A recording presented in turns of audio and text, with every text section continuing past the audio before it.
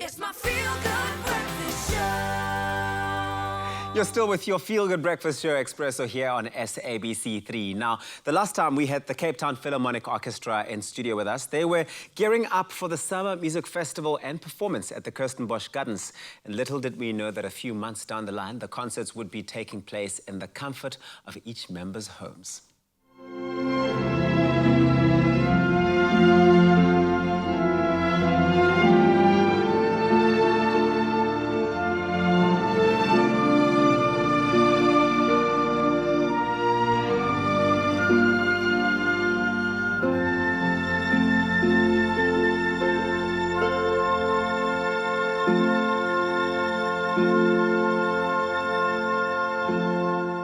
Joining us on a video call this morning is Louis Henneman from the Cape Town Philharmonic Orchestra. Sir, good morning. Thank you so much for joining us.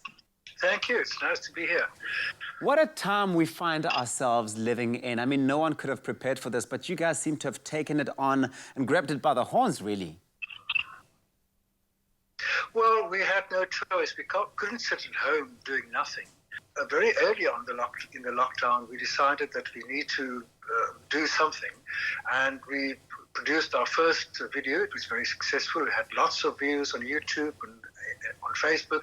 So we were quite happy, and we decided we'd have to do more and more. And since then, we've produced 5 videos. The latest one was the Cape Town City Ballet, and we're already busy with our 6th video. We want to keep in the hearts and minds of people, so we decided this is a way to do it. And we've got a whole lineup of new performances. You do such a fantastic job so far, taking up space in our hearts. I mean, we love the work that you do, and it really does touch our hearts in the most beautiful way. Thank you. But, you know, the orchestra gives a lifeline to hundreds of musicians from underprivileged areas who still struggle even more with sustainability today. How have you been working on, filling this void? A couple of years ago, we started with our community concerts. We thought that young budding musicians that otherwise wouldn't have had the chance to perform with an orchestra must be able to work with us.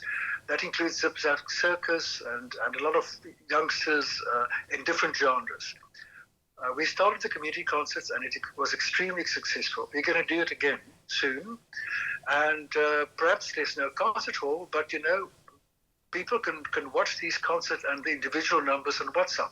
So that's what we're going to do to get it back into the community. You see so many videos on YouTube and on WhatsApp and all the social media. We're going to keep our presence as for the musicians and collaborate with all the young musicians of Cape Town that way. And hopefully it will spread, because most people have got smartphones these days, and they can watch the music not in a concert hall but on their smartphones. Mr. Henneman, I know that, the musicians that you work with at the orchestra and, of course, at the Cape Town City Ballet, they do this out of love. It comes from a place of love. First is the passion, and we can't avoid that. I mean, we see it every single time they step on any stage, or when we look at them on our screens, you see all the love that they put into it. But surely there must be an element of commercialization to this. How are you keeping, them earning during this time? Is there any platform or opportunity to earn while they do this work online? Without any concert income, we won't be able to survive for too long. We're cutting into our little nest egg that we saved up, and unfortunately we have to use that now, but we will have to be quite inventive and clever to survive towards the end of the year. I am sure we will, but it's going to be not so difficult, not so easy. We are also hopeful. It's such a difficult time for any type of business, and including the business of entertainment itself. But how have you managed to keep the team motivated during these difficult times? A dancer or a musician is like an athlete. They have to work every day. I guess most of them were practicing every day. Although we don't rehearse together, we've been communicating with them all the time, and we've just sending out a long list of new works that we will be doing over the next few months, and they have to start practicing and motivating themselves. I think you have to be in the right mind frame to be able to survive this extraordinary, unprecedented times. And we're there for them, and we're there for the people of Cape Town, and I hope the people of Cape Town would be supporting us as well.